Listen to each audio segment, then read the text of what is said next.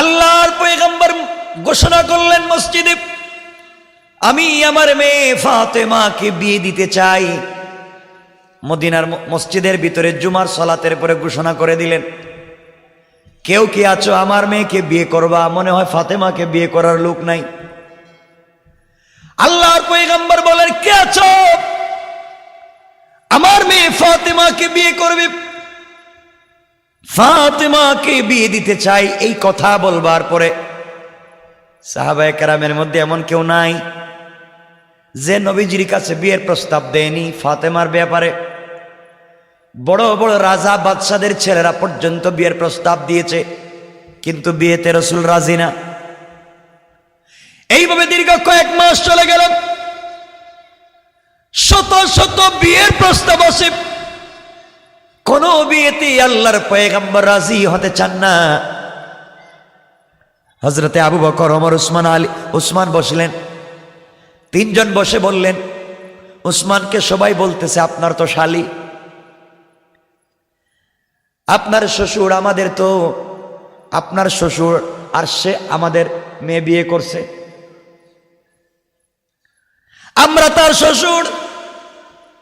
ও উসমান, ফাতেমাকে কোথায় বিয়ে দিয়ে যায়? নবীজি কেন রাজি হন না? ভালো ভালো টাকাওয়ালার ছেলেদের কাছ থেকে বিয়ের প্রস্তাব এসেছে, নবীজি রাজি হলেন না। একদিন উসমান আর আবু বকর বলতেছেন, আলীকে ডাক দিয়ে, আলী এদিকে আসো, তুমি কি শুনছো নবীজি মসজিদের ভিতরে ঘোষণা করেছেন ফাতেমার বিয়ের ব্যাপারে? আমি তো শুনছি, কত মানুষ বিয়ের প্রস্তাব দিয়েছে, আল্লাহ রাসূল রাজি না। আমাদের মন বলতেছে তুমি যদি বিয়ের প্রস্তাব দাও তাহলে রাসূল রাজি হয়ে যাবেন। পড়েন সুবহানাল্লাহ। আলী বলছেন, তোমরা কি আমার মায়ের খাওয়াইতে চাও? আমার ঘর নাই, আমার বাড়ি নাই, আমার বাপ নাই, আমি নবীজির বাড়িতে থাকি, তার ঘরে খাই, এরা বাইটটা মানুষ, কাজকাম কিচ্ছু নাই, বেকার যুবক, আর আমার কাছে ফাতেমারে বিয়ে দিবেন? আমি এই কথা বলতে পারবো না, নবীজির কাছে গিয়ে এই কথা বলতে পারবো না। আবু বকর, ওমর, উসমান ভালো করে আলীরে বুঝাইয়া রসুলের কাছে পাঠাইছে। নবীজি ফজরের নামাজ পড়ে মসজিদে বসে আছেন, ওয়াজ করতেছেন। আলী নবীজিকে সালাম দিয়ে বলছেন, আসসালামু আলাইকা ইয়া আইয়ুহান নবিয়্যু ইয়া রাসূলুল্লাহ, আমি আপনাকে কিছু জিজ্ঞাসা করতে চাই। রাসূল বলছেন, আলী বলো, কি বলতে চাও? এই কথা বলার পরে রসুল উপরের দিকে তাকায়া দেখেন আলী যে বলছিল ইয়া রাসূলুল্লাহ কিছু বলতে চাই, এই কথা বইলার দাঁড়ায়া থাকে নাই, দিছে দৌড়, মসজিদ থেকে দৌড় দিয়ে বাইরে চলে গেছে। নবীজি বললেন, কি রে, আসলো কিছু বলতে, না বইলে আবার চলে গেল। আরো কিছুদিন পরে আলী, ইয়া রাসূলুল্লাহ আমি কিছু বলতে চাই। নবীজি বলছেন, বলো। উপর দিকে তাকায় দেখেন আলী আর নাই, দৌড়। বাহিরে গিয়ে উসমান আর আবু বকর কয়, ভাই তোমাদের কি দুশ্মনী আছে আমার সাথে? তোমরা রসুলের কাছে আমার কি প্রস্তাব নিয়ে পাঠাইছো?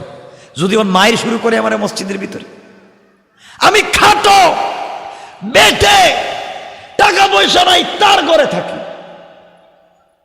সাইয়্যিদাতুন নিসাই আহলিল জান্নাহ, জান্নাতে সকল মহিলাদের নেত্রী, তার বিয়ের প্রস্তাব নিয়ে আমি যাচ্ছি। উসমান বলছে, ভাই তুমি জানো না, কিন্তু আমাদের মন বলতেছে রসুল তোমার জন্য অপেক্ষা করতেছে, যাও না একটু দেখো না। 2 দিন গেছি, আজকে যদি যাই আর নবীজি যদি আমার কিছু জিগায়, আমি কইব আমি কিচ্ছু জানি না, এরা আমারে পাঠাইছে, সব দুষেদের, আমি বিয়ে করতেই রাজি না, আমি বাইচে যাবো, তোমরা একটু বিপদে পড়বা, যাও। আমার বন্ধুগণ, হযরতে আলী ফজরের সালাত পড়ে বসছেন, নবীজি বসছেন। আলী বলছেন, ইয়া রাসূলুল্লাহ আমি আপনাকে একটা প্রশ্ন করতে চাই, বলে নাই, মানে প্রশ্ন পর্যন্ত আসছে। নবীজি দাঁড়াই আলীর হাত ধরছে, কর যাইতে পারবি না আজকে, সুবহানাল্লাহ বললেন না, আজকে আর যাইতে পারবি না, প্রতিদিন এসে খালি বলতে চাই, দৌড়, আজকে বইলে যাওয়া লাগবে। আলীর যখন নবীজি হাত ধরছে, আস্তে করে আবু বকর মসজিদে বাইরে চলে গেছে, ওমরও চলে গেছে, উসমান বাইরে কয় যার যার বাড়িতে যাও, আলী যদি বিপদে পড়ে তাহলে কিন্তু খবর আছে সবার, এর আগে বাড়িতে যাও। আলী বলতেছেন, ইয়া রাসূলুল্লাহ, আমি কিছু বলতে চাইছিলাম। নবীজি বলছেন, বলো বলো, কি বলবা? হুজুর আমি ভুলে গেছি। সুবহানাল্লাহ বললেন না? ভুলে গেছো তুমি না? 3 দিন এসে বলছো হুজুর আপনারা দেখি আমি ভুলে যাই। বলা লাগবে, বলতে মানে ছাড়ুম না তোমারে। আলী তাকায় দেখে পিছন দিকে চাইয়া, যেই 3 জন পরামর্শ দিছে একজনও নাই। কয় তাইলে মাইটটা তো আমার উপরে ফালাই দিল এরা। আলী বলছেন, ইয়া রাসূলুল্লাহ, আমি বলতে চাইছিলাম কিন্তু ভয় পাচ্ছি। নবীজি বললেন, ভয় নাই, কি বলতে চাও? আলী তুমি আমার চাচাতো ভাই, খুব ভালো করে তোমাকে আমি চিনি, তুমি আমাকে চিনো, কি বলতে চাও বলো? আলী বলছেন, ইয়া রাসূলুল্লাহ, এই যে ফাতেমার বিয়ের কথা। তো বিয়ের কথা কি হয়েছে বলো, কি সমস্যা, কোথায় পাইছো, কোন পাত্র পাইছো? আমি। সুবহানাল্লাহ বলেন। হুজুর আমার একটু ছাড়েন না, আমি একটু বাহির থেকে আসি। ওর তুলে দৌড় দিব, দৌড়। নবীজি বলছেন, আলী দাঁড়াও। দীর্ঘ 6 মাস থেকে মানুষ আমার কাছে বিয়ের প্রস্তাব নিয়ে আসছে। কত টাকাওয়ালার ছেলে বিয়ের প্রস্তাব নিয়ে আসছে, আমি তো রাজি না। আল্লাহ ইশারা করে দিয়েছেন, ফাতেমাকে বিয়ে দিলে আলীর কাছেই দিতে হবে। আল্লাহু আকবার বলেন। আল্লাহ। আলী আমি তোমাকে পছন্দ করে রাখছি, তোমার কাছে বিয়ে দিব। ইয়া রাসূলুল্লাহ আমি রাজি, তাইলে শুরু করে দিন বিয়ে। সুবহানাল্লাহ বলেন। নবীজি বলেন, কি হলো? বলতে দেখি রাজি হয়ে গেল তুমি, আমার মেয়ের অনুমতি লাগবে না? হুজুর ঠিক আছে, অথবা আমার সিনে আপনি একটা অনুমতি নিয়ে এসা আজকে বিয়েটা পড়ায় দেন। নবীজি বলেন, ঠিক আছে, বিয়ে যখন করতে চাও মোহরের টাকা আছে? মোহর মানে কি? আজকে রাত্রে তো আপনার ঘরে খাইলাম, আপনার ঘরে আমি থাকি, আপনি 2-4 টাকা আমার পকেট খরচের জন্য দিলে আমি চলি, তো আমি আবার কোত্থেকে পাইব? আমার কাছে কোনো টাকা পয়সা আছে? আপনি তো আমার অভিভাবক, তো বিয়ের কথা আপনিই বলছেন, আপনিই ব্যবস্থা করে দিবেন। নবীজি বললেন, আলী বিয়ে তো করবা, ঠিক আছে, আমার মেয়ে, তো রাখবা নিয়ে কোথায়, ঘর কই? কইটাকে আমারে বলতেইব? আপনি আমার অভিভাবক, প্রয়োজনে আপনি এই রুমটা ছেড়ে দিবেন আমার জন্য। সুবহানাল্লাহ বলেন না? আপনি আমার জন্য ছেড়ে দিবেন, আমি থাকবো, আমি আপনার মেয়ের জামাই। নবীজি তো সবসময় মুচকি হাসেন, বলেন, আলী তোমাকে আমি চিনি, ভালো করে চিনি, কারণ আনা মদিনাতুল ইলমে ওয়া আলিয়্যুন বাবুহা। রাসূল বলছেন, আমি হচ্ছে জ্ঞানের রাজ্য, আর এই রাজ্যে প্রবেশের দরওয়াজার নাম হচ্ছে হযরতে আলী। সুবহানাল্লাহ বলেন। নবীজি বলছেন, আলী ঠিক আছে, সব মানলাম, মোহর লাগবে তো মোহর, টাকা পয়সা আছে কিছু? ইয়া রাসূলুল্লাহ 1 টাকাও নাই, গতকালকে আপনার কাছে পকেট খরচের টাকা চাইছিলাম, দেন নাই, আমার কাছে কোনো টাকা নাই। নবীজি বলেন, আলী বিয়ে করবা ঠিক আমার মেয়েকে, কিন্তু মোহর তোমার নগদ লাগবে, নগদ, বাকি কোনো কারবার নাই। নবীজি বললেন এই কথা। আলী বলছেন, তাইলে হইছে, বুঝছি, আমার আর কপালে বিয়ে নাই। নবীজি বলছেন, তোমার যে রুমে ঘুমাও কি আছে? ও কিচ্ছু নাই, যে কম্বল হিটা আপনি দিছেন, বালিশটাও আপনার। নবীজি বলছেন, আমার জিনিস বাদে তোমার কি আছে এটা কও, আমার জিনিস বাদ। ইয়া রাসূলুল্লাহ আমার 2টা জিনিস আছে, একটা হইল তরবারি, আর একটা হইল ডাল, যুদ্ধ করার ডাল। তরবারিটা কিন্তু আমার বাবার দেওয়া, এটা আমার কাছে আছে, আর ডালটা, এই 2 জিনিস ছাড়া আমার কাছে কিছুই নাই।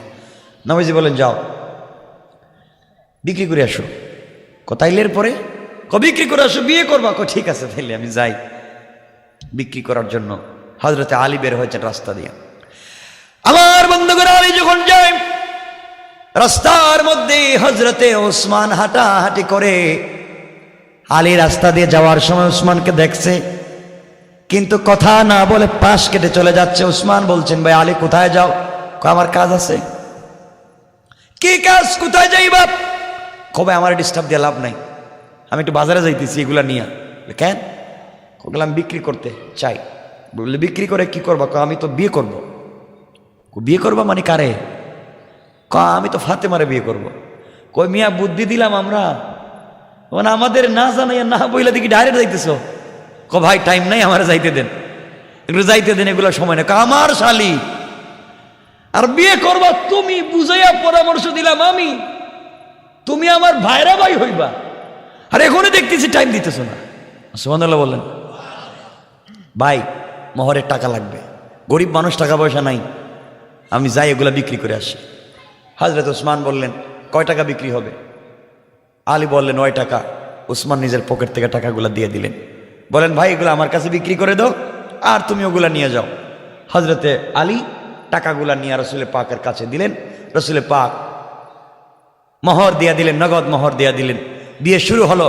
হযরত উসমান চিন্তা করলেন, বিয়েটার পরামর্শ দিয়েছি আমি, তার ডাল তরবারি কিনেছি আমি, আর আলীর তো ডাল তরবারির বড়ই প্রয়োজন। হযরত উসমান এসে আলী এবং ফাতেমার বিয়েতে এই ডাল আর তরবারি আবার গিফট করে দিলেন। সুবহানাল্লাহ বললেন না? উসমানকে চিনেন, বিয়াও হলো, মোহরের টাকাও হলো, আলী তার ডাল তরবারিও পাইলো, কার কাছে হাত পাতা লাগলো না। বলেন না সুবহান। ইসলাম কত সুন্দর, ইসলাম কত সুন্দর। আমার বন্ধুগণ, লম্বা কথা, বিয়ে হয়ে গেল। নবীজি বিয়ের সময় আলীকে কাছে ডাকলেন, ডেকে বলছেন, আলী শোনো, বিয়েতে আমি কিছুই দিতে পারি নাই, আমি খেজুর পাতা দিয়ে বানানো একটা তোশক, পানি উঠাবার জন্য একটা মশক, আর রুটি তৈরি করার জন্য একটা চাক্কি দিয়েছি, আর ছাড়া কিছু দেই নাই। কিন্তু শোনো, ওটা আমার মেয়ে, আমার মেয়েকে তোমার কাছে বিয়ে দিচ্ছি, খবরদার কখনো তার সাথে অন্যায় আচরণ করবা না, তার দিলে তুমি কষ্ট দিও না। ফাতেমা আমার কলিজার টুকরা, আমার শরীরের অংশ। সুবহানাল্লাহ বলেন না? আলীকে বুঝাইয়া দিলেন। ফাতেমাকে ডাক দিয়ে আলাদা রুমে গেলেন, মা তোমাকে আলীর কাছে বিয়ে দিচ্ছি, আলী আমার কলিজার টুকরা সাহাবী,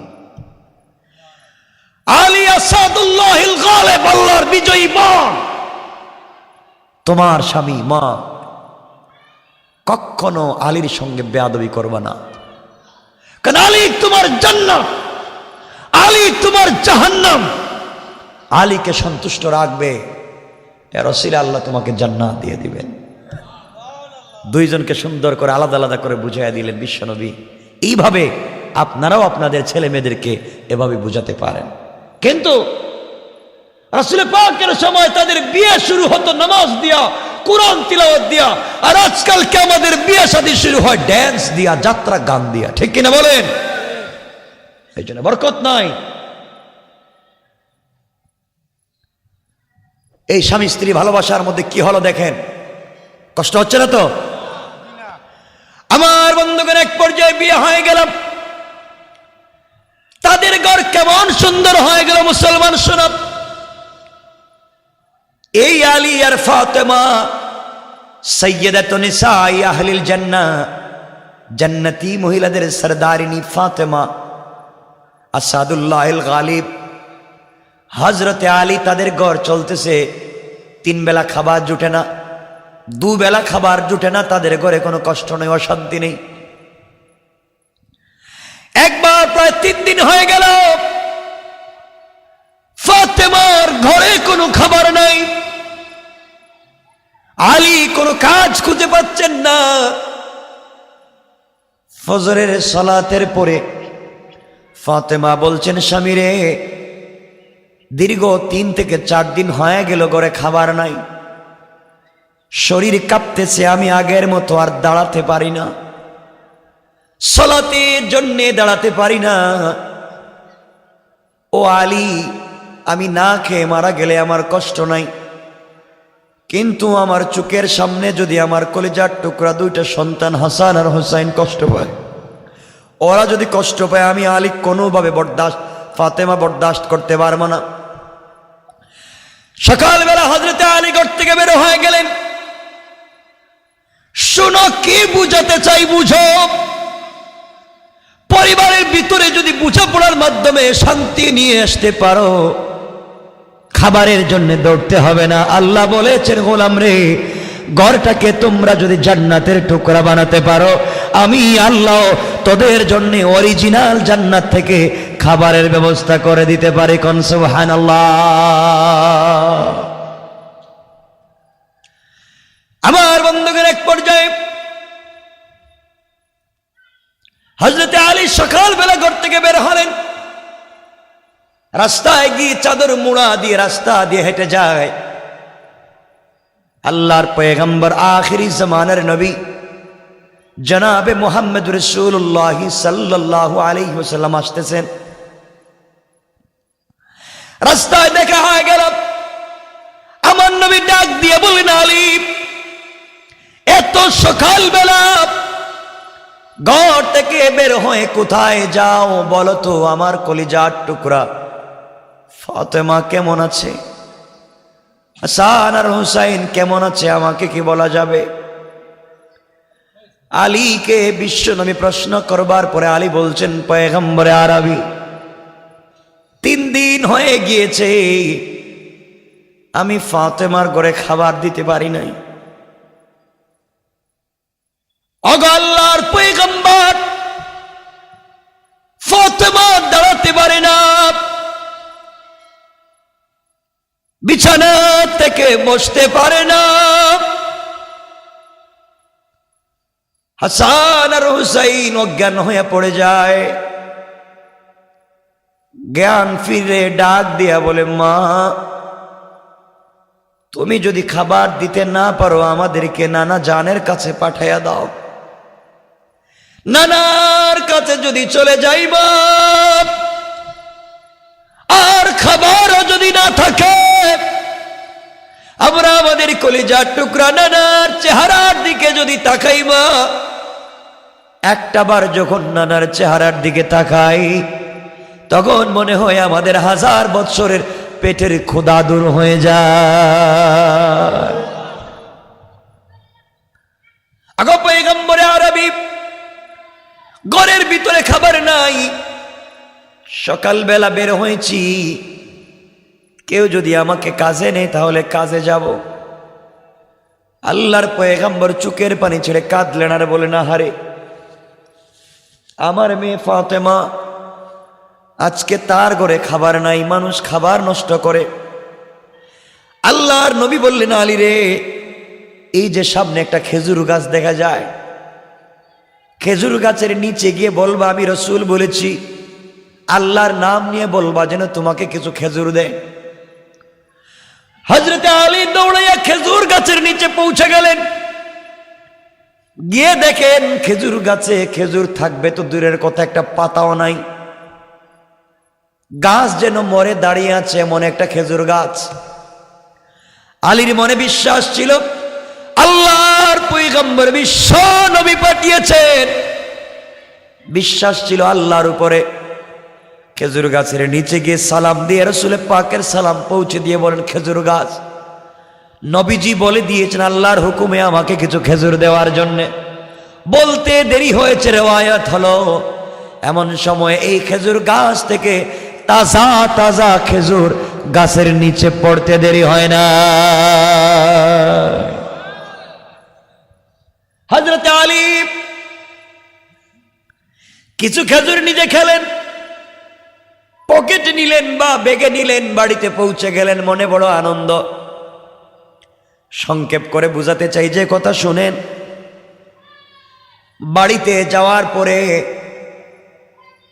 হযরতে ফাতেমাকে দিলেন, হাসান হুসাইনকে দিলেন। খাওয়ার পরে কিছু খেজুর জমে গেল, থেকে গেল। এবার আলী বলছেন, ফাতেমা, জীবনে তুমি আমার কাছে কিছুই চাও নাই, জীবনে তুমি আমার কাছে কিছু চাইলে না, আজ যদি তুমি আমার কাছে কিছু চাও আমি তোমাকে দিব, নিয়ে এসে দিয়ে দিব। ফাতেমা বলছেন, স্বামী রে, আমার ঘরের ভিতরে 3 বেলার খাবার নাই, ঘরের ভিতরে দামি কোনো বিছানা নাই, ওয়াইড আলমারি, শোকেস নাই, টাইলস নাই, সিরামিক্স নাই, এসি নাই, এয়ার কন্ডিশন নাই, আমার ঘরে কিচ্ছু নাই, কিন্তু আমার ঘরটা আপনার প্রতি ভালোবাসায় ভরা, আমার আর কিছুই লাগবে না, দুনিয়ার জমিন থেকে না খেয়ে মরে যেতে চাই, কিন্তু কিয়ামতের দিনে আমি যেন আমার স্বামী তোমাকে না হারাইয়া যায়। কেমন ভালোবাসা ছিল পরিবারে, খাবার নাই, দামি কোনো জিনিস নাই, দিন থাকলে কেমন ভালোবাসা তৈরি হয়ে যায়। বন্ধুগণ, আলী বলছেন, ফাতেমা, আমার কাছে কিছু খেজুর আছে, বিক্রি করে তোমার জন্য আজকে কি আনবো বলো? জীবনে একটা কাপড় চাইলে না। ফাতেমা বললেন, স্বামীরে কিছুই চাইব না, কারণ জানি তোমাকে দিয়ে লজ্জা দিতে চাই না। কিন্তু দীর্ঘদিন থেকে আমি তো অসুস্থ, না খেতে খেতে জ্বর হয়ে গিয়েছে। আমার মন চায় তুমি যদি আমার জন্য একটা ডালিম আনতে পারো, আনার আনতে পারো, ডালিম, আমার কলিজাটা ঠান্ডা হয়ে যাবে। জীবনে কিছুই চাইলাম না, একটা ডালিম চাইলাম। হযরত আলী বলছেন, স্ত্রী তুমি ডালিম চেয়েছো, আমি নিয়ে আসবো। কি বুঝাতে চাই শুনো। হযরত আলী রাদিয়াল্লাহু তাআলা আনহু বাজারে গিয়ে খেজুরগুলাকে বিক্রি করে দিলেন। একটা ডালিম কিনলেন, একটা আনার কিনলেন, পকেটে নিলেন। মনে বড় আশা, আহারে আমার স্ত্রী ফাতেমা জীবনে কিছুই চায় নাই, কোনদিন আমার কাছে একটা টাকার কোনো জিনিস চাইল না, খেয়ে না খেয়ে করে পড়ে আছে, এরপরেও ভালোবাসার কমতি নাই। আজ আমার কাছে মাত্র একটা ডালিম চেয়েছে। ডালিম নিয়ে বাড়িতে যাই, মন খুলে নিজের হাতে ভেঙ্গে স্ত্রীকে খাওয়াবো। মনের ভিতরে ভালোবাসা, প্রেম নিয়ে ঘরের দিকে আসা শুরু করে দিলেন। এদিকে আসমানের উপরে আল্লাহর ফেরেশতারা বলা শুরু করে দিলেন। আল্লাহর পয়গম্বরের সাহাবীরা আল্লাহর রাস্তায় শুধু দান খয়রাত করে যায়। একজন ফেরেশতা বললেন, থাকলে দে, না থাকলে কে কারে দেয়? আরেকজন ফেরেশতা বলতেছেন, নবীজির সাহাবীদের চরিত্র হলো থাকলেও দে, না থাকলেও দে। আল্লাহ ডাক দিয়ে বললেন, ফেরেশতারা এই ব্যাপার নিয়ে ঝগড়া করার দরকার নাই। কে তাকায়া দেখো, আমার একটা গরিব গোলাম সাহাবী আলী বাড়িতে যায়।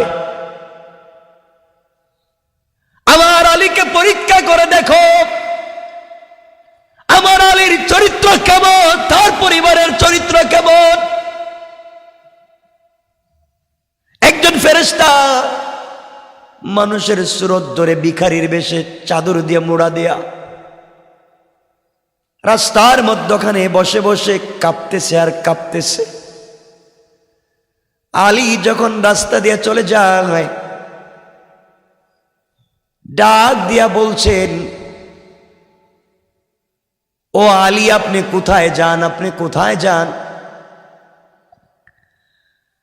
আলী বললেন, আমি বাড়িতে যাই। ফেরেশতা ভিক্ষুকের বেশ নিয়ে বলছেন, আলী রে, প্রায় সপ্তাহ দিন হয়ে গেল, খাবার নাই, না খেয়ে কলিজাটা শুকিয়ে যায়। তোমার কাছে যদি কোনো খাবারের জিনিস থাকে আমাকে দাও। আলী বলছেন, বাইরে তোমাকে দেওয়ার মতো আমার কাছে কিছুই নাই। ফেরেশতা ডেকে বলছেন, আলী রে, তোমার পকেটে তো একটা ডালিম দেখা যায়, তুমি না বললা কেন? আমরা হইলে বলতাম তোমার চোখে ঠাডা পড়ছে। আমার জীবনের স্ত্রী কিছুই চায় না, একটা ডালিম চাইছে, তার দিকে তোমার চোখ গেল। আলী বললেন, ও ভিক্ষুক তুমি শোনো, বাড়িতে আমার স্ত্রী বড় অসুস্থ, দীর্ঘদিন পর্যন্ত জ্বর হয়েছে। আমার জীবনে তার কাছে কোনোদিন কিছুই দিতে পারি নাই। আজকে আমার কাছে একটা ডালিম চাইছে, জ্বরে আক্রান্ত হয়েছে, বাড়িতে নিয়ে যাই। ফেরেশতা বলতেছেন, ভাই বুঝতে পেরেছি, আমাকে দেওয়ার দরকার নাই, কিন্তু আল্লাহর ওয়াস্তে যদি দেও তাহলে আমি নিব। আলী এবার চিন্তা করলেন, তুমি আমার আল্লাহর নাম বলেছ, আমি আমার স্ত্রীকে ভালোবাসি, আমার সন্তানদেরকে ভালোবাসি, আমার নবীকে আমি ভালোবাসি, কিন্তু ভিক্ষুক তুই জানিস না আমি আমার আল্লাহকে কত ভালোবাসি। তুমি আমার আল্লাহর নাম বলেছ, যে আল্লাহর জন্য আমি আলী জীবন পর্যন্ত দিতে পারি, এই আল্লাহর নাম তুমি এই মুহূর্তে বলেছ। ও ভিক্ষুক, আল্লাহর নাম বললে কাউকে ফিরিয়ে দেওয়া যায় না, কিন্তু ডালিম আছে মাত্র একটা, তোমাকে দিয়ে দিলে বাড়িতে গিয়ে কি জবাব দিব? ভাইরে তুমি অর্ধেকটা খেয়ে ফেলো, অর্ধেকটা বাড়িতে নিয়ে যাই।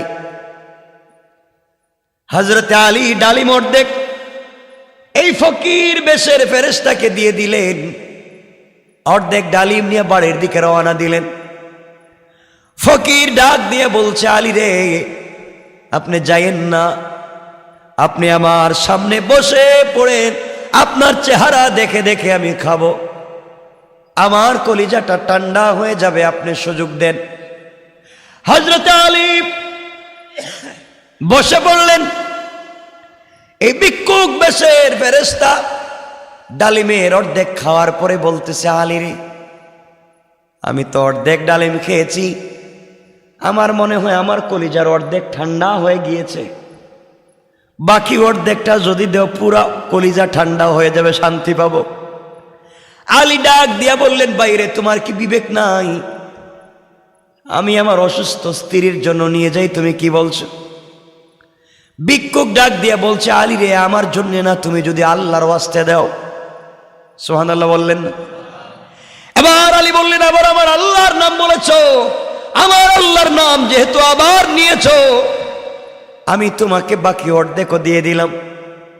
বাকি অর্ধেক দিয়ে এখন বাড়ির দিকে যায়, আর চিন্তা করে এখন কেমনে বাড়িতে যাব, এক কদম যায়, দুই কদম পিছনে যায়, বাড়িতে গিয়ে কি জবাব দিব স্ত্রীকে? স্ত্রী যদি বলে একটা ডালিম বলছিলাম আনতে পারলা না, তুমি কেমন জামাই? কথা বলেন না কেন? তোমার কাছে একটা ডালিম চাইলাম, তুমি দিতে পারলা না। হযরতে আলী কষ্ট করে সারাদিন ঘোরাঘুরি করে সন্ধ্যার পরে বাড়িতে ঢুকে গিয়েছেন। বাড়ির ভিতরে ঢুকে দেখেন স্ত্রী ঘরের ভিতরে হাঁটাহাঁটি করতেছেন। হযরতে ফাতেমা মাথায় হাত দিয়ে দেখেন জ্বর অনেকটুকুন কমে গিয়েছে। কথা না বাড়িয়ে ফাতেমাকে বললেন, ফাতেমা চলো ঘুমিয়ে যাই। এর অর্থ হলো কোনোভাবে যেন তার মনে ডালিমটা না আসে, তাহলে বেইজ্জত হয়ে যাব, বেইজ্জতি থাকবে না। ঘুমিয়ে গিয়েছেন আর আল্লাহর কাছে বলতেছেন, আল্লাহ তাআলা কোনোভাবে যদি ডালিমের কথা মনে না হয়, এভাবে যদি রাত্র শেষ হয়ে যায়, সকাল বেলা আমি একটা ব্যবস্থা করে দেব। এইভাবে চিৎকার করে করে কান্না করে ঘুমিয়ে পড়লেন। রাত্র যখন গভীর হয়ে গিয়েছে, দুনিয়ার মানুষ ঘুমিয়ে গিয়েছে, এমন সময়ে হযরতে আলী শুনেন কে যেন দরজায় ডাক দিছে। আলী বললেন, কে রে, কে দরজায় ডাক দিলা? বাহির থেকে আওয়াজ আসছে, আনা সালমান ফারসি, আমি রাসূলের প্রিয় সাহাবী সালমান ফারসি। ও সালমান, তুমি এত রাত্রে আমি আলীর দরবারে ঘরে কেন আসছো?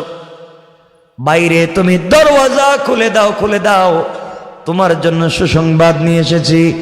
এই মুহূর্তে আল্লাহ রাব্বুল ইজ্জত ওয়াল জালাল তোমার জন্য জান্নাত থেকে ডালিম পাঠিয়ে দিয়েছে। আল্লাহু আকবার। হযরতে আলী দরজা খুলে দিলেন, ডালিমগুলা হাতে নিলেন, এক একটা করে গুনতে লাগলেন। আমার বন্ধুগণ, গোনা হলো, গনে দেখেন 9টা ডালিম। জিজ্ঞেস করলেন, সালমান তুমি আমার সঙ্গে কেন দুষ্টামি করলা? হয়তো তুমি কারো গাছ থেকে নিয়ে এসেছো, অথবা কেউ দিয়েছে, আল্লাহ দেন নাই। হযরতে সালমান বলছেন, আলী রে তুমি কেমনে বুঝলে আল্লাহ দেন নাই?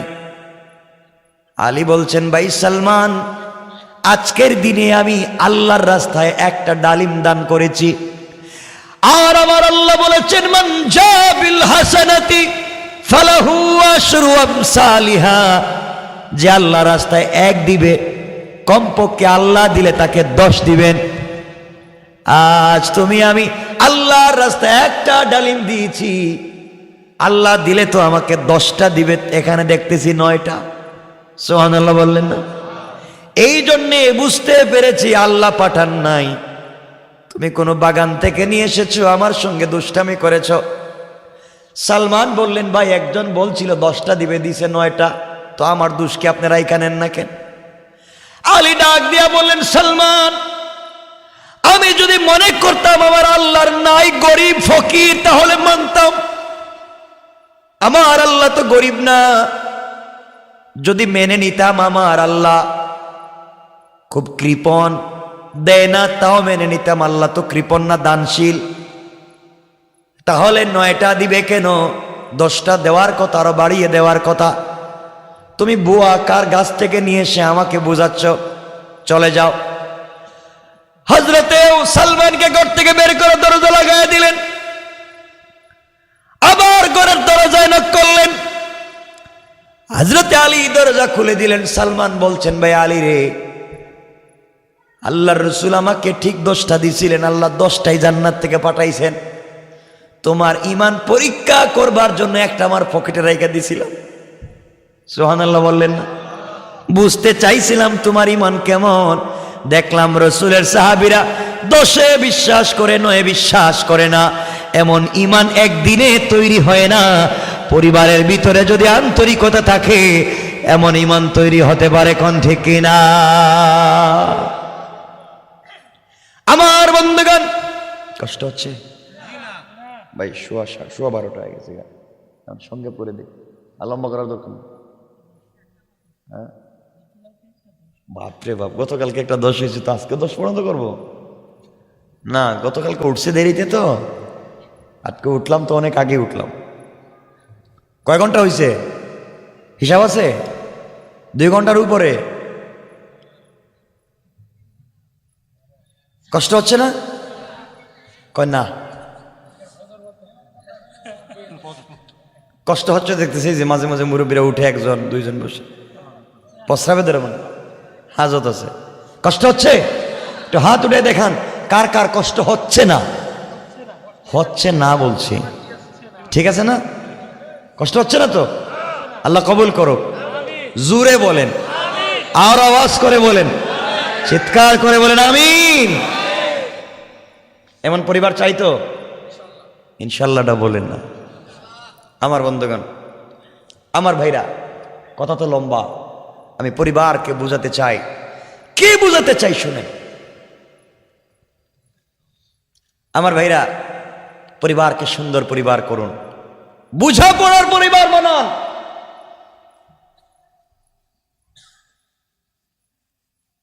আমার বন্ধুগণ, হযরত আলী কাররামাল্লাহু ওয়াজহা আরেকদিন বের হয়েছে। নবীজি বলছেন, মা, নিজের মেয়েকে ডাক দিয়ে বলছেন, মা শোনো, আমি জানি তোমার আগেও একটা মহিলা জান্নাতে যাবে। সুবহানাল্লাহ বললেন না? ফাতেমা বলছেন, আব্বাজান আপনি কি বলছেন? আমার আগে? আমি তোমার মেয়ে, বিশ্বনবীর মেয়ে, হাসান হোসাইনের মা, আলীর স্ত্রী, খাতুনে জান্নাত, জান্নাতি মহিলাদের নেত্রী আমি। গোটা দুনিয়ার মহিলারা আমার কর্মী, আর আমার আগে কেউ জান্নাতে যাবে? নবীজি বলছেন, ফাতেমা অবশ্যই যাবে। তোমার আগে একটা মেয়ে জান্নাতে যাবে। আচ্ছা, এই কথা শুনলে কার না রাগ উঠবে? কন্ত কথা বলেন না কেন? যে আমার এত পাওয়ার, আমার বাপ কেমন, আমার ছেলে কেমন, আমার স্বামী কেমন, আর আমি কেমন, আমার মা কেমন। আমার মা হচ্ছেন এই পৃথিবীর প্রথম মুসলিম নারী, খাদিজাতুল কুবরা, যাকে স্বয়ং সালাম দিয়েছেন আল্লাহ। না সুবহানাল্লাহ, এটা আগামী বছর কেমন?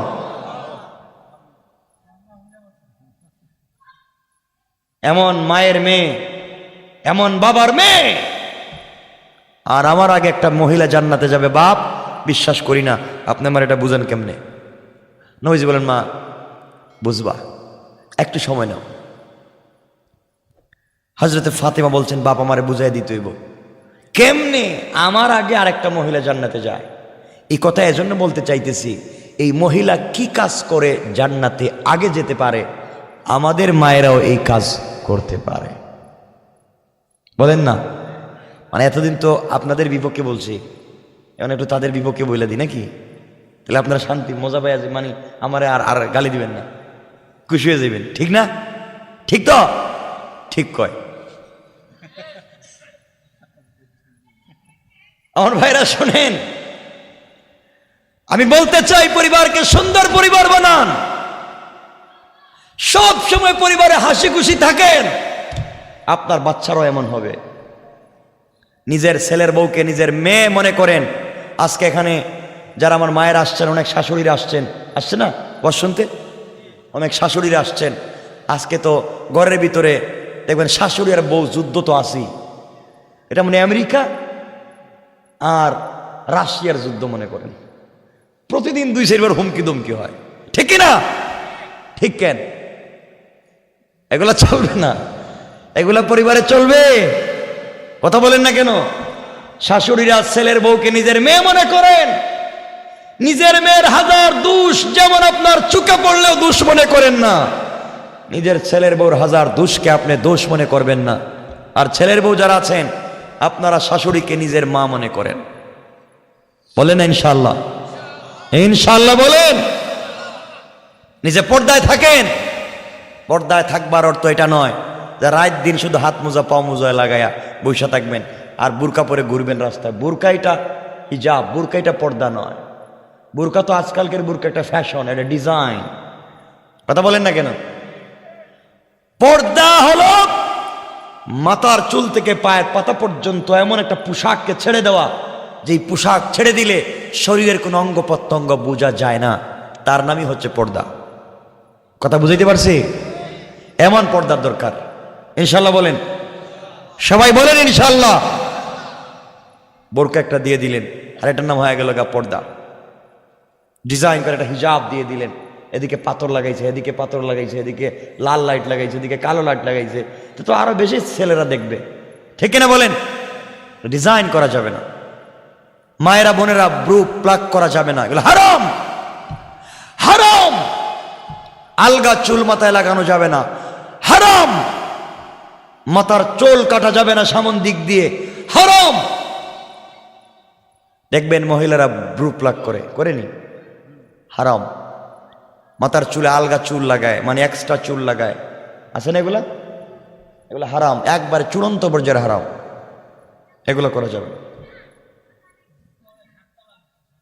হ্যাঁ, কি কইছে? 7 তালা বোরকা মানে কি? মানে ডিজাইন 7 তালা। এটা দেন কেন কিনে? হ্যাঁ, এটা কিনে দিবেন কেন?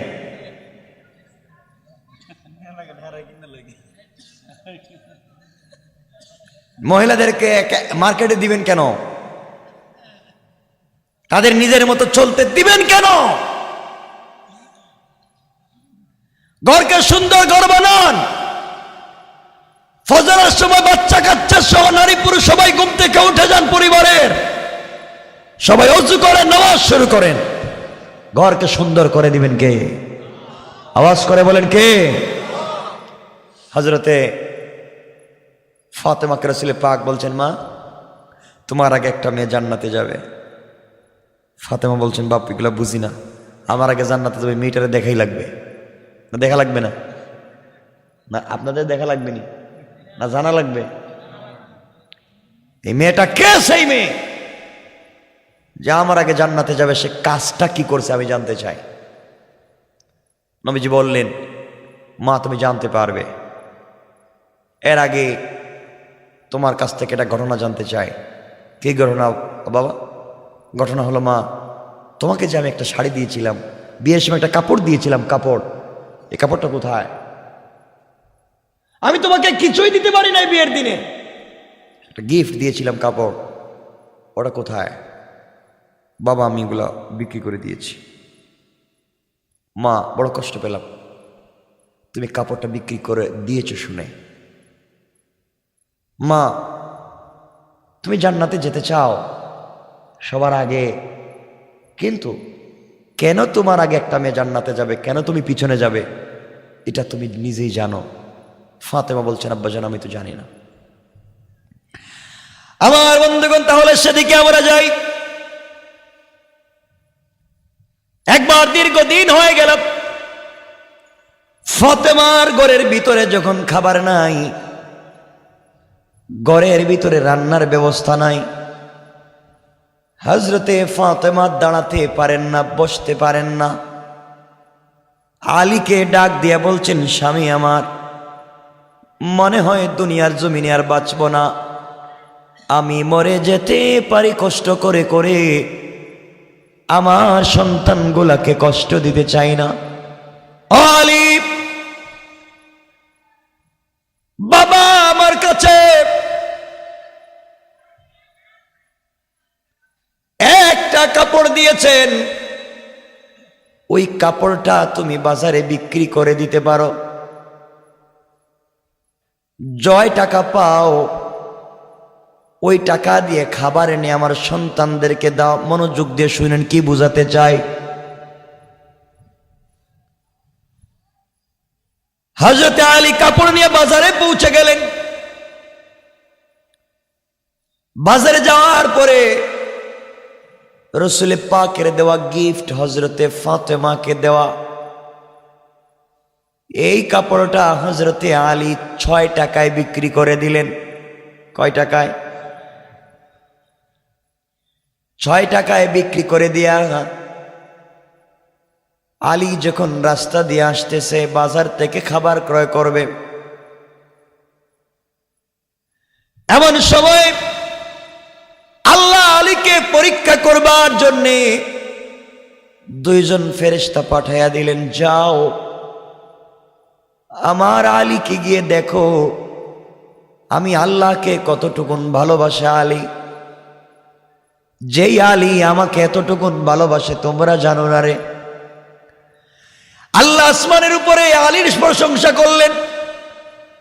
আলী এমন এক বীর পুরুষের নাম, দুনিয়ার জমিনে আলী কাউকে ভয় করে না, আমাকে আলী এতটুকুন ভালোবাসে।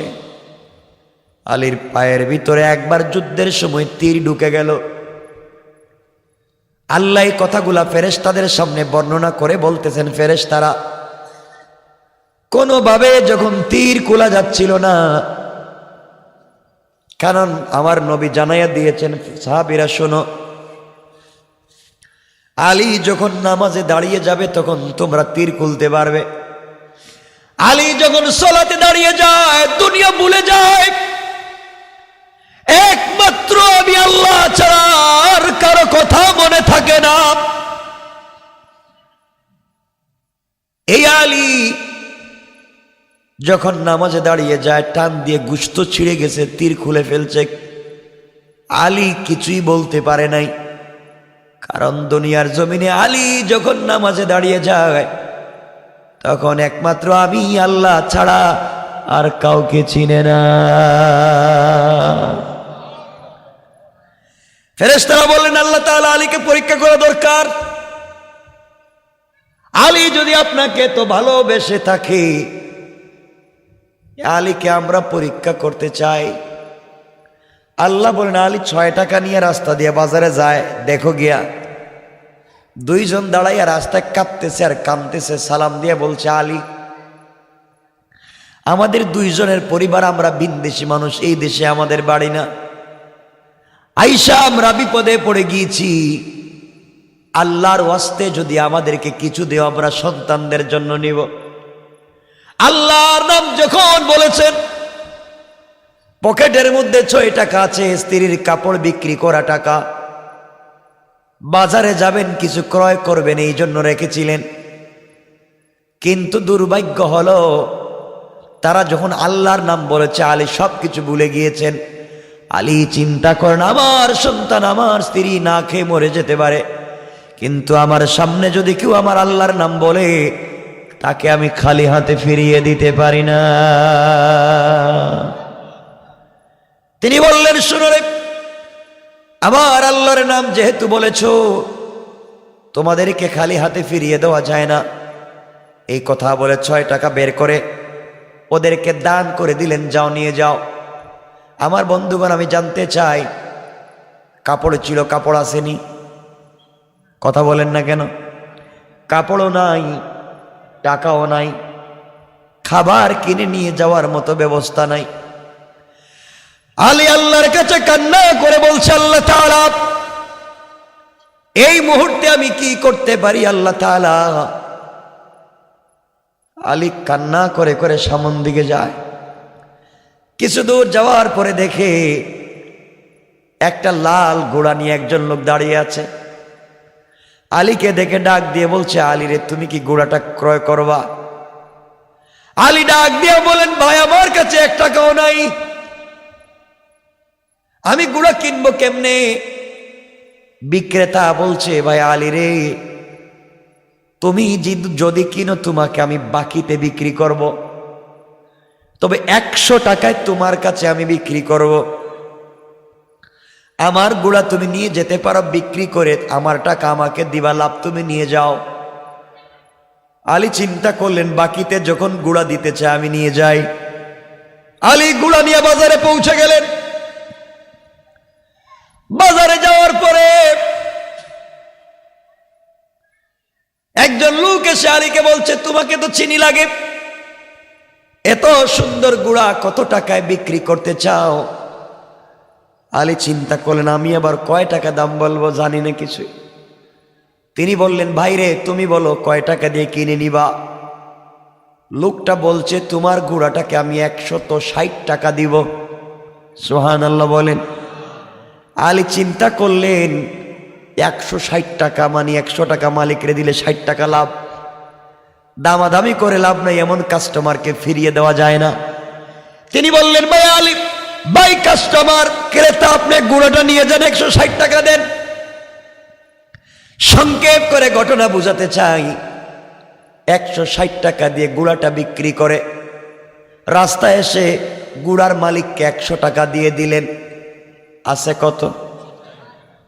আল্লাহর রাস্তায় দিনে দান করেছিলেন কত? 6 টাকা। আল্লাহ বলছেন, 1 দিলে 10।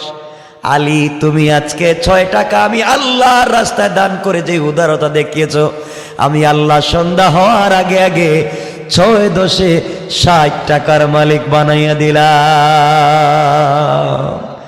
আল্লাহু আকবার বলেন। কেমন রব! আলী এবার বাজারে গিয়েছে, মন বড় খুশি। আগে 6 টাকার খাবার কিনবার কথা ছিল, এখন বাজারে গিয়ে 60 টাকার কিনছে। কম হইছে না বেশি? খাবার কিনে কাঁধের মধ্যে নিয়েছেন, স্ত্রীর জন্য কিছু কেনাকাটা করেছেন। বাড়ির দিকে যান, কাঁধের মধ্যে বস্তা। বাড়ির দরজায় গিয়ে হাজির হয়ে গিয়েছেন। হযরতে ফাতেমাকে ডাক দিয়েছেন। ফাতেমা দরজা খুলে বলছেন, স্বামী, এই ব্যাপার কি ব্যাপার? আপনার কাছে এত খাবার কোত্থেকে এলো? বস্তা বস্তা খাবার, দেখা যায় এত টাকা আপনি কোথায় পেলেন? আমার কাপড় তো এত টাকায় বিক্রি হওয়ার কথা না, কাপড়টা তো পুরাতন। হযরতে আলী বললেন, ফাতেমা, তোমার কাপড় আমি 6 টাকায় বিক্রি করেছি। ফাতেমা বললেন, স্বামীরে খবরদার, ঘরে ঢুকবা না, আমার ঘরে খাবার নিয়ে ঢুকবা না। তোমার কাঁধের মধ্যে যেই খাবার দেখতেছি এগুলা 6 টাকার না, এগুলা অনেক বেশি টাকার। যেই লোকটার পকেটে 1 টাকাও ছিল না, সে এত টাকা কোথায় পেল? ও স্বামী, আমি না খেয়ে মারা যেতে পারি, সন্দেহজনক কোনো হারাম খাবার আমি ফাতেমার ঘরে ঢুকতে দিব না। আগে বলো, টাকা পাইছো কোথায়? এত টাকার খাবার আনছো কেন? টাকা কোথায় পেয়েছো? আলী বলছেন, স্ত্রীরে, তুমি আমাকে জানো ভালো করে আমি কেমন লোক। আমি অন্যায় করবার মতো লোক না। তুমি আমাকে ঘরে ঢুকতে দাও, তোমার কাছে খুলে বলবো। ফাতেমা বলছেন, না না, এখানে বলেন। দেখবেন আমাদের গ্রাম অঞ্চলে এমন মহিলা আছে, স্বামীকে দরজা দাঁড় করে এবং আগে বলেন, কি আনছেন? কথা কোন থেকে আসেনি? কে আনছেন আগে বলেন, ঘরে ঢুকতে দিতাম না। আসেনি? এখন খুব খুশি আপনারা। আমাদের এলাকায় গ্রামগঞ্জে এমন মহিলা আছে।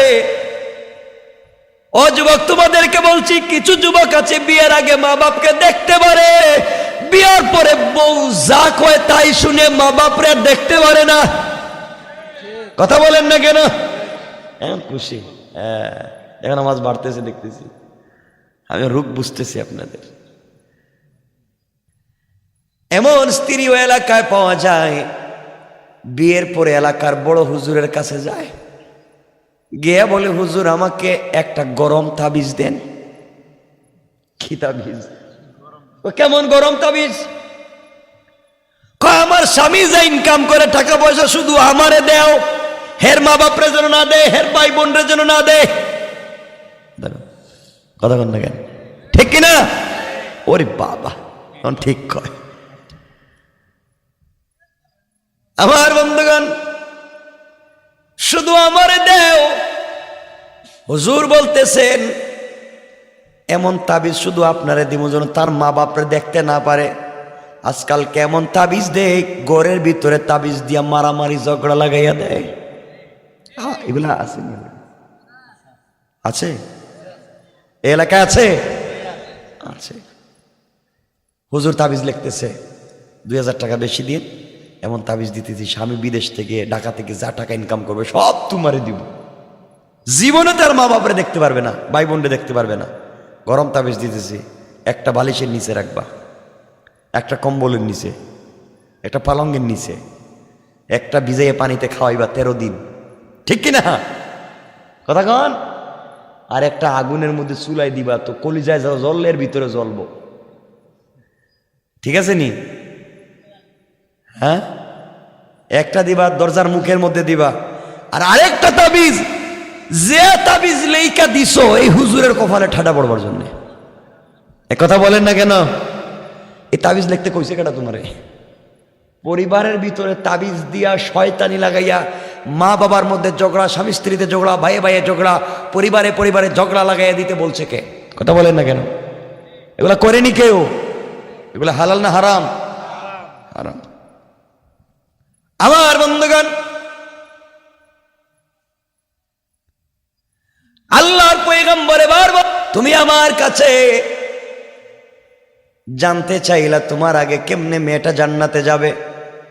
যেই মেয়েটা তোমার আগে জান্নাতে চলে যাবে এই মেয়েটা অমুক গ্রামের কাটুরিয়ার স্ত্রী, তার নাম হলো জামিলা।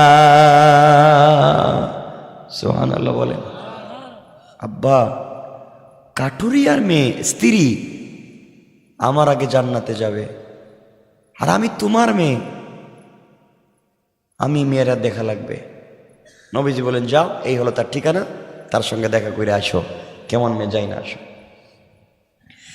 আমার বন্ধুগণ, এক পর্যায়ে হযরতে ফাতেমা পরের দিন সকালবেলা ফজরের সালাত পড়ে কাটুরিয়া স্ত্রীর বাড়িতে পৌঁছে গেলেন। সংক্ষেপ করে বুঝাই, দরজায় গিয়ে নক করলেন।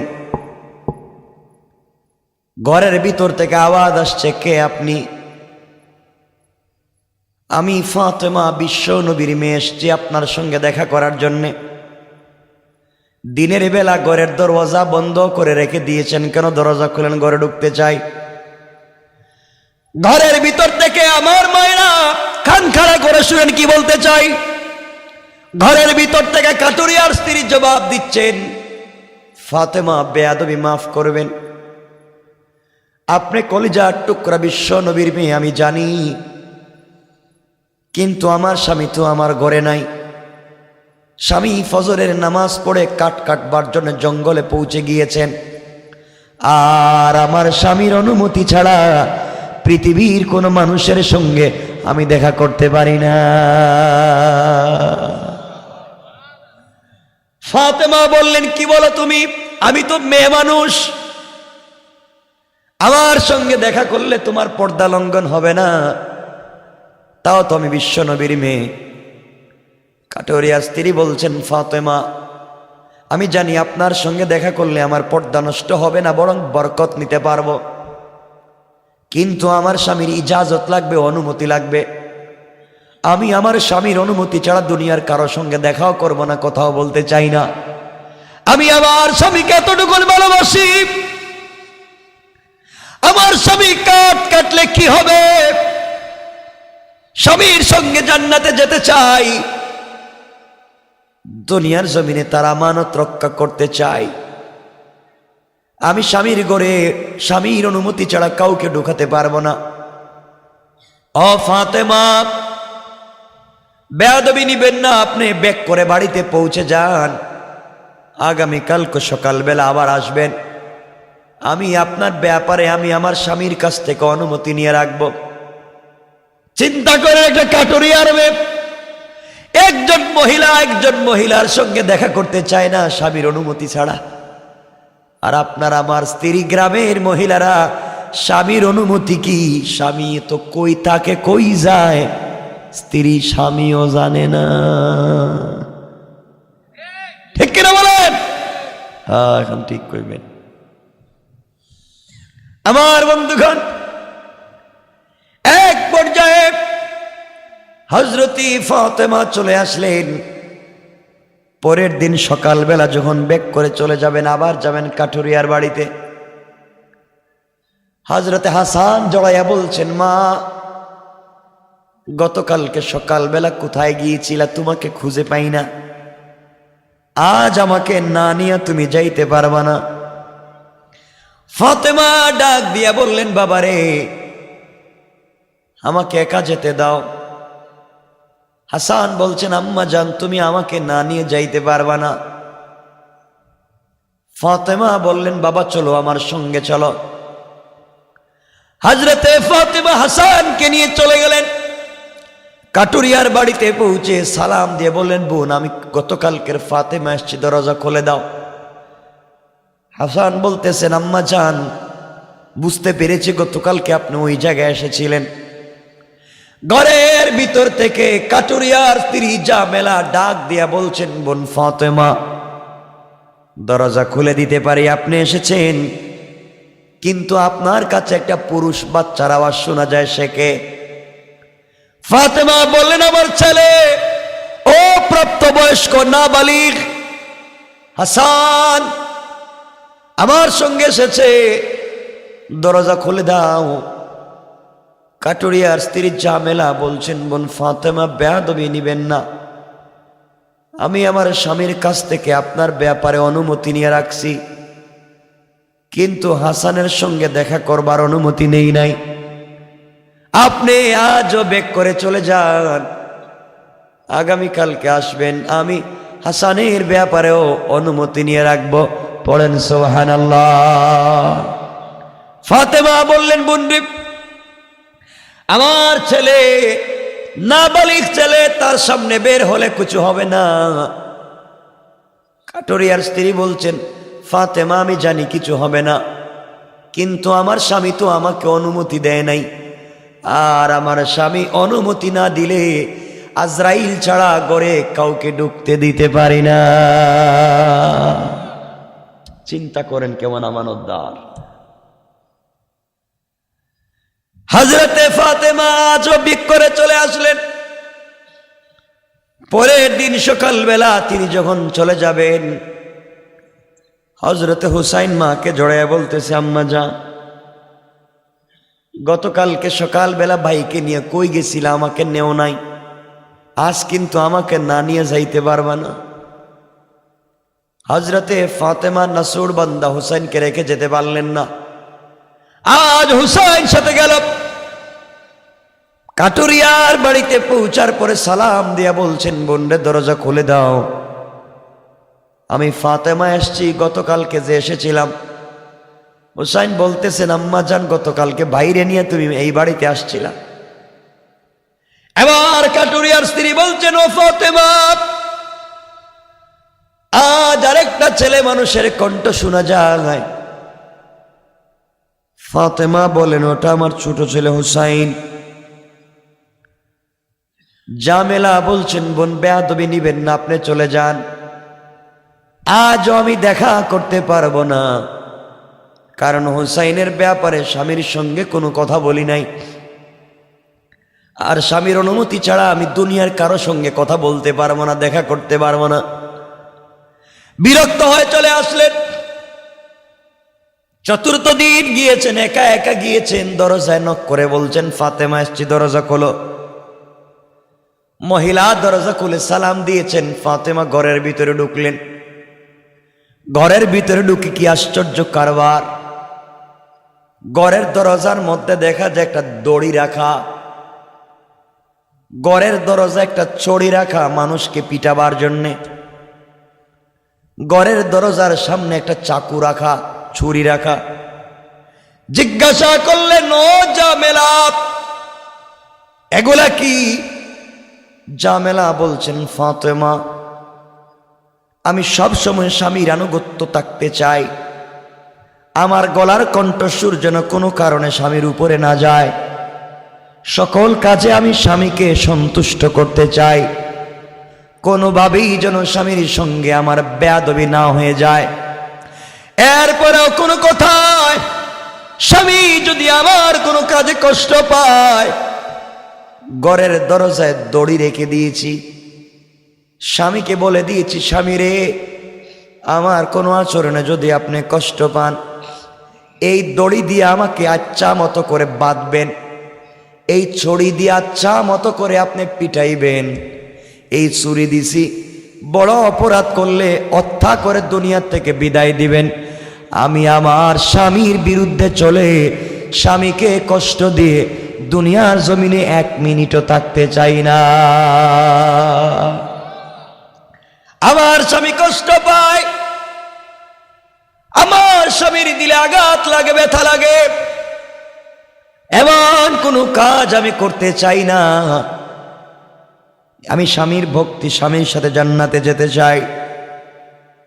হযরতে ফাতেমা চোখের পানি ছেড়ে দিলেন, বাড়িতে ব্যাক করে চলে আসলেন। বাবার কাছে লম্বা কথা, বাবার কাছে গিয়ে বলেন, আব্বা যান, মহিলার বাড়িতে গিয়েছিলাম, মহিলার চরিত্র সম্পর্কে জেনেছি, সব বুঝলাম। ওই মহিলা জান্নাতি, এতে সন্দেহ নাই। স্বামীকে বড় ভক্তি করে, স্বামীর শ্রদ্ধা করে, স্বামীকে সম্মান করে, স্বামীর কণ্ঠের উপরে কথা বলতে চায় না। সব ঠিক আছে, আমি মানছি বাবা জান্নাতি, কিন্তু আমার আগে কেমনে জান্নাতি আমাকে বুঝাও, আমাকে বুঝাও, আমার আগে কেমনে জান্নাতে যাবে। নবীজি বললেন, মারে, ও মা, তুমি শুনো, ওই মেয়েটা স্বামীর সঙ্গে কি আচরণ করে। একটা কথায় স্বামীকে কষ্ট দিতে চায় না। আর তুমি চিন্তা করো, ওই দিনের ঘটনা, যেই দিন আলী খাবার নিয়ে তোমার ঘরের দরজায় গিয়েছিল, মা রে, তুমি আমার মেয়ে হাসান হুসাইনের মা, তোমার স্বামীকে দরজায় দাঁড় করাইয়া তুমি কেন হিসাব চাইলে? মারে, তুমি তো আলী ঘরে গেলেও সুন্দর করে বলতে পারতে, কথা বলেন ঠিক কিনা? সুন্দর করে আলী ঘরে গেলে বুঝাইয়া বলতে পারতে, ঠান্ডা মাথায় বলতে পারতে। ওই জায়গায় তুমি তাকাইয়া দেখো কাটুরিয়ার স্ত্রী জামেলার কি চরিত্র আর কি ব্যবহার, স্বামীর সঙ্গে জামেলার কি আচরণ হয়েছে। ওই দিন তুমি আলীর সঙ্গে কি আচরণ করেছ? আলীর সঙ্গে ওই একটা কথা বলেছ তুমি, জামেলা জিন্দেগি তুই কাজটা করে নাই। এই জন্যে তোমার আগে 1 পয়েন্ট পৌঁছে গিয়েছে। তোমার আগে জান্নাতে যাওয়ার জন্যে স্বামীর সন্তুষ্টি তার জন্য বড় কাজ করে দিয়েছে। বলেন সুবহানাল্লাহ। ফাতেমা বলছেন, আব্বা জানের পরও বুঝি নাই। বলেন, এবার নবী বলছেন, ফাতেমা তাহলে বুঝো, তোমার স্বামী আমার দেওয়া কাপড় 6 টাকায় যার কাছে বিক্রি করেছিল, যিনি 6 টাকা দিয়ে আমার দেওয়া কাপড় কিনেছে, দুনিয়ার সাধারণ ক্রেতা না, ওনার নাম হলো ইসরাফিল। ইসরাফিলকে আল্লাহ আসমান থেকে পাঠাইয়া দিয়েছিলেন, তিনি কাপড়টা ক্রয় করে নিয়ে জান্নাতে রেখে দিয়েছেন। আর তোমার স্বামীর কাছে যিনি লাল গুঁড়া বিক্রি করেছে, তিনি দুনিয়ার কোনো ক্রেতা নয়, তিনি হচ্ছেন আল্লাহর ফেরেশতা হযরতে জিবরাইল। জান্নাত থেকে লাল গুঁড়া নিয়ে এসেছে, আলীর কাছে বিক্রি করে দিয়েছেন। আলী বাজারে গিয়া যার কাছে গুঁড়াটা বিক্রি করেছে, তিনি আল্লাহর আরেকজন রহমতের ফেরেশতা, তার নাম মিকাইল। তিনি গুঁড়াটা ক্রয় করে জান্নাতে নিয়ে রেখে দিয়েছেন, আর আমার দেওয়া কাপড়টাও জান্নাতে রেখে দেওয়া হয়েছে। মারে, তুমি যেই দিন জান্নাতের ভিতরে যাবে, আল্লাহ তোমাকে জান্নাতে যাওয়ার জন্য একটা গুঁড়া দিবেন। এই গুঁড়া হবে ওই লাল গুঁড়া, ঘোড়া চলতে গেলে তুমি থাকবে ঘোড়ার পিঠে, ঘোড়ার লাগাম লাগবে। ওই লাগাম হলো তোমার বিক্রি করা সেই 6 টাকার কাপড়। কোন সুবহানাল্লাহ। এই কাপড় হবে ওই দিন ঘোড়ার লাগাম। ওই ঘোড়ার পিঠে থাকবে তুমি সওয়ার। আমি যেমন ঘোড়ার পিঠে থাকবো, আমার ঘোড়ার লাগাম থাকবে বেলালের হাতে। মারে তুমিও থাকবে ঘোড়ার পিঠে, আর ঘোড়ার লাগাম থাকবে কাটুরিয়ার স্ত্রী জামেলার হাতে। সুবহানাল্লাহ বলেন। বেলাল যেমন আমার আনুগত্য করে, আমাকে ভালোবাসে, জিন্দেগি শেষ করে দিল, বিনিময়ে আমার ঘোড়ার লাগাম ধরবার সুযোগ পেয়েছে। কাটুরিয়ার স্ত্রী জামেলা স্বামীর খিদমত করে এমন মর্যাদায় পৌঁছে গিয়েছে, আল্লাহ তাকে তোমার ঘোড়ার লাগাম ধরবার সুযোগ করে দিয়েছে। এই জন্য আমি লম্বা করতে চাই না, মা বোনদেরকে বোঝাতে চাই, রে মা, জান্নাতে যদি যেতে হয় অবশ্যই স্বামীর সন্তুষ্টি লাগবে। স্বামী যদি আপনাকে ডাক দেয় গভীর রাত্রে তার কাছে যাওয়ার জন্যে, আপনার শরীরে যদি অসুস্থতা না থাকে, শরীরে কোনো সমস্যা না থাকে, আর সারা রাত্র যদি স্বামীর গলা জড়াইয়াও আপনি ঘুমাইয়া যান, সারা রাত্রে নফল ইবাদত করলে যেই সওয়াব, আল্লাহ এই সওয়াব আপনার আমলনামায় দান করে দিবে। কোন স্ত্রী যদি স্বামীর চেহারার দিকে তাকায়া মুস্কি হাসে, কোন স্বামী যদি স্ত্রীর চেহারার দিকে তাকায়া মুস্কি হাসে, কপালে চুম্বন দিয়ে ঘর থেকে বের হয়ে যায়, আল্লাহ বলছেন একটা মকবুল হজ করলে যেই সওয়াব, আল্লাহ এই সওয়াব স্বামী স্ত্রীর আমলনামার মধ্যে দিয়ে দিবেন। পড়েন সুবহানাল্লাহ। আল্লাহ বলছেন যেই করে স্বামী স্ত্রীর মধ্যে ভালোবাসা হবে, একজন আরেকজনকে বুঝবেন, আল্লাহ রাব্বুল ইজ্জত ওয়াল জালাল ওই পরিবারের ভিতরে 71 জন ফেরেশতা পাঠায়া সব সময় 24টা ঘন্টা তাদের জন্য, পরিবারের জন্য রহমতের দোয়া করতে থাকেন। পড়েন সুবহানাল্লাহ। এজন্য আমরা শান্তি চাইতো, পরিবারে শান্তি চাইতো। মায়েদেরকে আরো বলছি শুনেন, আপনি যদি স্বামীকে সন্তুষ্ট করে কবরে যেতে পারেন, স্বামী যদি কিয়ামতের দিনে আল্লাহর কাছে বলে আমি স্ত্রীর উপরে সন্তুষ্ট, আল্লাহ কোনোদিন কোন স্ত্রীর আমলনামা চেক করবেন না, স্বামীর কথার উপরে আল্লাহ তাকে জান্নাতের ফয়সালা করে দিবে। এজন্যই মায়েরাও স্বামীর খিদমত করতে হবে, স্বামীদেরকে সন্তুষ্ট রাখতে হবে, ভালো ব্যবহার করতে হবে। ইনশাআল্লাহ